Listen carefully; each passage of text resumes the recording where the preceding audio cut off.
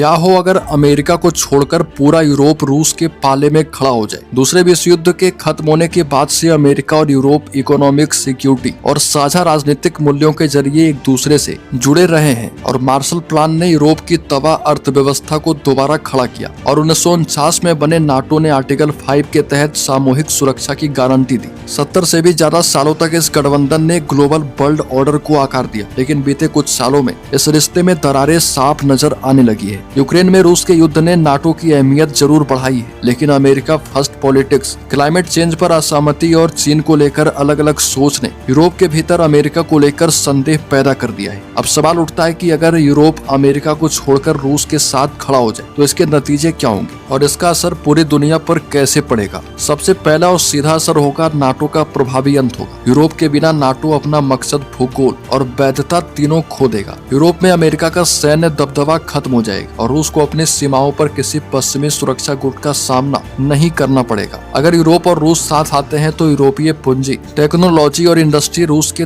तेल, गैस, खनिज और विशाल सैन्य शक्ति के साथ जुड़ जाएगी। यह गठबंधन दुनिया का सबसे ताकतवर आर्थिक और रणनीतिक ब्लॉक बन सकता है। यह ब्लॉक न सिर्फ अमेरिकी वित्तीय दबदबे को चुनौती देगा, बल्कि चीन की मैन्युफैक्चरिंग शक्ति को भी। ग्लोबल ट्रेड, एनर्जी मार्केट और रक्षा संतुलन पूरी तरह बदल जाएगा। अपने सबसे करीबी सहयोगी से कटने के बाद वाशिंगटन यूरोप ही नहीं, ग्लोबल संस्थानों और इंडो पैसिफिक के कुछ हिस्सों में भी अपना प्रभाव खो सकता है। अगर यूरोप रूस व्यापार डॉलर की जगह यूरो, रूबल या किसी वैकल्पिक मुद्रा प्रणाली की ओर बढ़ता है तो डॉलर का ग्लोबल दबदबा भी कमजोर पड़ जाएगा। रूस यूरोप के लिए प्रमुख सुरक्षा गारंटी और मुख्य ऊर्जा सप्लायर बनकर उभरेगा। मॉस्को का असर ग्लोबल डिप्लोमेसी में बढ़ेगा और अंतर्राष्ट्रीय फैसलों में रूस की आवाज और भी मजबूत होगी। हालांकि यूरोप को अमेरिकी प्रभाव से आजादी मिलेगी, लेकिन इसकी एक कीमत भी होगी। यूरोपीय देश सुरक्षा और ऊर्जा के लिए रूस पर पूरी तरह निर्भर हो सकते हैं और अगर ऐसा होता है तो दुनिया पूरी तरह एक मल्टीपोलर वर्ल्ड ऑर्डर में प्रवेश करेगी। ताकत सिर्फ वाशिंगटन तक सीमित नहीं रहेगी, बल्कि यूरोप, रूस, अमेरिका, चीन और उभरते हुए दूसरे खिलाड़ी पावर के नए केंद्र बनेंगे। दरअसल यूक्रेन युद्ध को खत्म करने के लिए डोनाल्ड ट्रंप की शांति पहल यूरोपीय देशों को नाराज कर चुकी है। इसके अलावा ग्रीनलैंड को लेकर अमेरिकी दबाव ने भी यूरोप में असंतोष को बढ़ाया है। इसी बीच इटली की प्रधानमंत्री जॉर्जिया मेलोनी और फ्रांस के राष्ट्रपति